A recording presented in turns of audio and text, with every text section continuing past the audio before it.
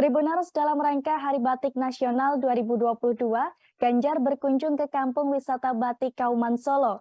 Di Kampung Wisata Batik tersebut, Gubernur Jawa Tengah tersebut terlihat pameran 1000 batik motif kuno dan juga kekinian.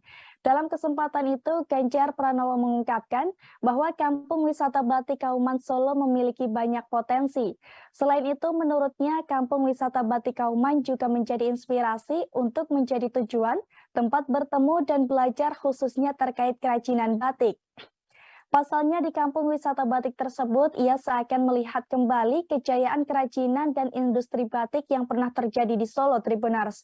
Oleh karena itu, ia mendorong kampung wisata batik Kauman lebih berkembang, serta lebih inovatif untuk melakukan dapat memberikan pengalaman bagi pengunjung.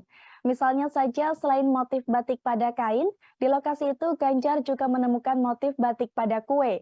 Di Kampung Wisata Batik Kauman, Ganjar Pranowo juga bertemu dengan para mahasiswa dari luar Jawa yang belajar membatik. Ganjar juga menuturkan sebelumnya, Presiden Joko Widodo juga memberikan arahan untuk mencintai dan membeli produksi dalam negeri. Arahan itu sangat tepat dengan kondisi saat ini, Tribuners. Terlebih, kondisi penjualan batik berjuang meningkatkan penjualan setelah dihantam pandemi. Di Kampung Wisata Batik Kauman, orang tidak hanya membeli batik saja, namun bisa juga belajar membatik. Sementara pengunjung yang ingin membeli juga dapat mempunyai banyak pilihan, karena seluruh motif batik khas Solo ditampilkan semua dalam pameran di Kampung Wisata Batik Kauman Solo.